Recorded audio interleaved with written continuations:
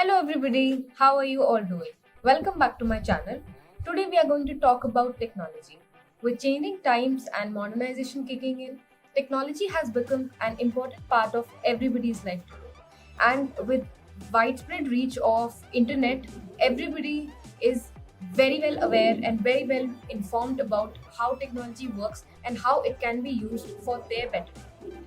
Today's guest on my show is somebody who has been into telecom industry for about 3 years and has a very good knowledge of technology and how it can shape our future.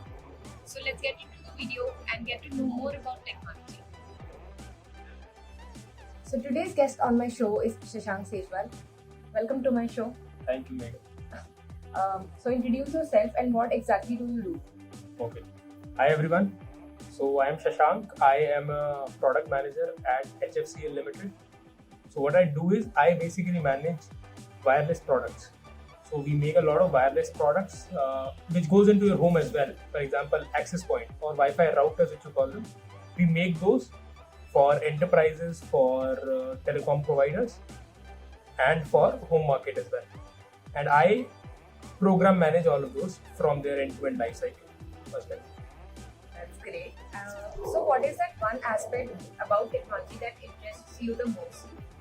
So, not just one aspect, there are multiple, I think, but the fundamental thing which technology does for us is that it improves our living. It helps us a lot when we use technology in our day-to-day life. It improves our life and it helps us to reduce time from things that we were earlier doing manually. Now they are automated. For example, I'll give you an example. So if you see, I'm wearing a watch, right? A smartwatch. So this smartwatch is from MI, and what it does is it helps track my sleep patterns. It helps track whatever I do in the day, whenever I'm taking a run, and with this, it has helped me a lot. So now I can actually, whenever I wake up, I can actually see how I slept, how well I slept. It gives me recommendation as to what more I can do to sleep better. Then it tracks my overall health status, what I'm doing, what I'm not doing, what I should be doing. All of that it does. So basically, it has helped me improve my life, and it is in fact a bit of a motivation to improve myself physically from a fitness perspective. Somebody who is busy and cannot keep a track of whatever they are doing. So you are saying that technology helps them do that. They can Yes, track exactly. their health. Not they just not just personally, professionally as well. So, for example, earlier we used to keep bahi khatas, or companies used to keep bahi khatas or khatas for tracking every transaction of the company, right? But now it is all automated. So you look at softwares like SAP or any other enterprise ERP softwares. All what they do is they automate your entire work. So in effect, more people are working for the same amount of time, but are getting more things done. That's true. Okay, so with the current situation in our country, what do you think that what contribution technology will give to our country in order to become more independent and become more modern in terms of technology? So, see, given the current situation, like we are just struggling with the pandemic and we're at almost at the finish line. We're just about to get vaccinated, almost all of us, in the near future, and that would put an end to this pandemic. We hope so. So, even that, this last 1 year has been very, very tough for a lot of people, but it has advanced technology by leaps and bounds. And the major reason was we were all sitting at home. Companies had to come up with innovative solutions for us to stay connected and to work from home. So many of us, almost all of us, were working from home in the initial at least 3 to 4 months. So this helped gain. A lot of companies started making solutions which betters our life. For example, if you take a look at education, earlier all education used to be traditionally classroom based, but now that has completely changed. Now everybody is working and learning online, right? With companies like Byju's and other Unacademy and all these Khan Academy, these are the companies who have now become billion-dollar companies just because of the pandemic, and they have come up with good solutions. And another example would be to take another example would be the video conferencing solutions. So Microsoft Teams, Zoom, all these solutions have now become much more robust, secure, and they are helping people to stay connected all the time, be it with their family members who are living away from them, or be it they're connecting with your colleagues. So that all is now, this is accelerating by major amounts. And to take an example from my own sector, the telecom sector, the companies, the telecom service providers like Reliance, Jio, Airtel, and Vodafone, they have, in the pandemic, since there was a lot of traffic which was going through their network, they have started building network at a very rapid pace. So overall, if I look at almost every industry where technology plays a role, the amount of shift that has happened in the last 1 year was almost equivalent to what has happened before that in, let's say, about 5 years. So it has there was a quite rapid gain and traction in the overall, because you have to keep up with the current consumption that the users are doing. To keep up with that, companies had to come up very fast with a lot of innovation. Yeah, so I think that technology is one field which needs constant upgradation. So Yes, what do exactly. you, as a like at an individual level, what do you do to keep up with the changing technology and changing times as a So whole? some of the very basic things are keeping updated with whatever is happening in my field and other fields as well. For example, we make wireless routers and wireless backhauling solutions. For us, it is very since our products are very technology oriented and require a lot of R&D that goes into it. So for me, as a product manager, the first thing that I need to do is research a lot about where the current market is going, what are the other players are doing, or to keep in general to be relevant. How do we stay relevant in the market, or how do we ensure that we are better than our competitors and other people in the market? So for that, the first and foremost thing is the research that goes into making a product. So that we have to be very thorough with our studies, with our researches, and the overall research that we are doing. We have to be very thorough on it, and that is what we do. It takes years and years of effort to start building out products, and then ensuring that those stand the test of time when you are deploying those products with your customers. Like, this is one field that will never go out of fashion, if I may say. Yeah, exactly. Technology is only going to upgrade. So everybody, in today's time, if you see, like a person sitting in a very remote area can have access to all the social media. Like, they know, like, it started from TikTok, I think so. Yeah. So they had access to TikTok. Now they know what YouTube is and what internet is, and that is because of, I think, majorly Reliance and Jio and like other providers also, but majorly they started this thing. So do you think that providing internet and providing access to like people who never knew what a cell phone was also, so will that help shape India as a what do you call it, a modern country, and like overall development of India will be affected by those things? Yes, absolutely. See, India is one of those countries which we are a developing nation, not a very developed nation. So the number of people in our country who are unconnected from the overall internet society, that is a huge number. So 60% of India lives in rural, and only 40% lives in urban areas or semi-urban areas. But those 60%, many of them are not connected, right? Yeah. With anybody else. So they are mostly the agricultural farmers or people who are living in those rural settings. So they are the ones who are not connected. But now the companies, not just the companies, but the government as a whole have realized that there is a very dying need to connect those. It not just helps socially for those people to be connected, it helps economically as well. Every 1% of people connected leads to a massive increase in your GDP.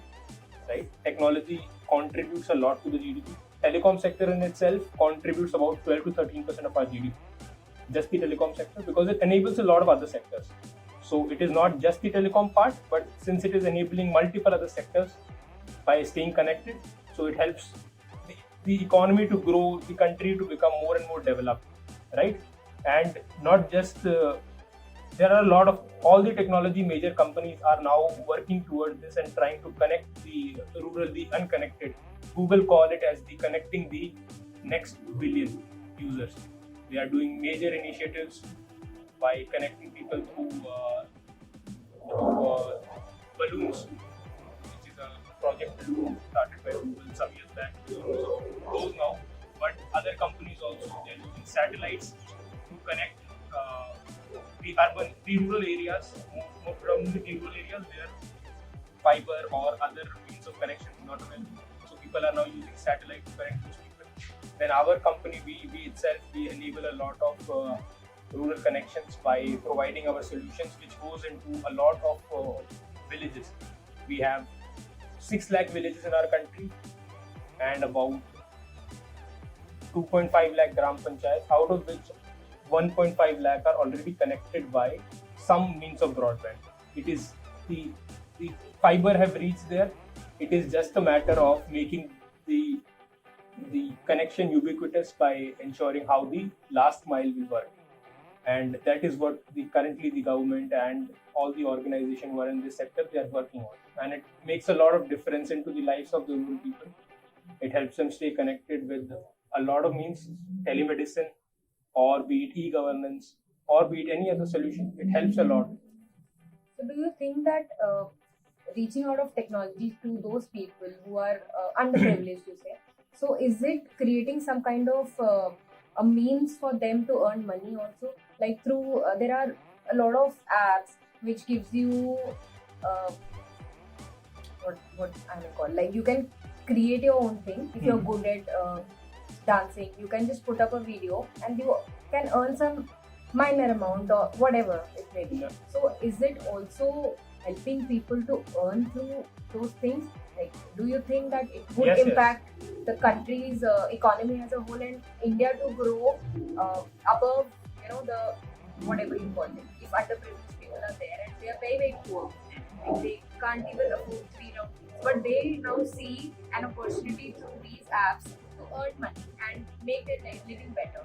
Do you think that this would in future help them to become a part of India's economic growth? Yes, absolutely. That is absolutely the case which is going on right now. So, I will give you a very, very quick example here. So, there is a government special purpose vehicle or a company which our government has formed, which is called CSC. CSC as an organization ensures that whatever fiber has reached to, let's say, a village level, from there they create a small shop kind of a setup, and there is one guy sitting in that shop who is now employed because there is internet. He helps other farmers or other villagers to get access to internet. So it is kind of a cyber cafe kind of a setup where he helps those people, let's say, enroll for their Aadhaar cards. Many of them do not have it, right? Then this guy helps them to get access to some of the latest agricultural practices. That is also a part of his job. So this helps not just create that one person is getting that livelihood because the internet connection is there now in the village. So before it proliferates into the entire village and goes into everybody's home, till that time this person is employed, right? Yeah. And the moment it reaches to other parts of the village, then other people will have means of livelihood from there also. A lot of companies are now planning to come up with small scale setups in village areas. They are trying to put their small offices. For example, IT companies like Infosys, Accenture, they are now upskilling villagers in IT skills, and it is being enabled only because there is now access these people have to internet in their own villages. Otherwise, for them to move from their villages and come to a city, that is this kind of urbanization does not happen all the time, right? It can't happen with everybody. Not everybody can move to a city in the hope of a job. So it helps them to get skilled first in their own village, and then maybe move to some place which is where they can find the opportunities. And the opportunities are now also coming to the villages. This is just the positive side of technology. Yeah. There are a lot of bad things also that technology has given rise to, right? So if it is reaching out to the correct people, then they are using it in a correct way. But technology has also given means to a lot of people who are misusing it. So, what do you think? Technology is a boon for us or a curse for us? So see, everything which has been started from the age of the start of civilization has some positives, has some negatives. Yeah. Right? Technology as a whole has more positives, a lot of positives than the negatives. So the positives clearly outweigh the negatives. There are some bad elements in the society who, let's say, for example, unethical hackers. Yeah. There are a group of unethical hackers, let's say, based out in any country, for example, let's say China, Russia, or maybe in India. So they hack companies' website and try to get ransoms, or hack individuals' mobile phones or laptops to get ransoms. But the overall impact that technology has played in our lives is mostly positive, right? Yeah. There other negative aspects are there. For example, with a lot of technology and a lot of data coming in, people have access to a lot of things which overburden them sometimes. But then there are technologies which help you to reduce that stress of overburdening because of the technology that you are anyways using. Yeah. So there are positive sides to it, there are negative sides to it, but mostly positive. I would say 95-98% of it is positive, a few percent negative, but that is something that we have to just live with and try to come up with better security measures to ensure that those negative actors do not get access to things which we don't want. So one last question, that if anybody is looking for a job opportunity in this field, so what is your suggestion to those youngsters, and how they should move about it? Okay, so the very clear-cut suggestion that I would have for anybody who wants to move into, let's say, this sector, telecom or any other technology-based sector, IT or any other, my very initial suggestion would be to start learning at a very early stage.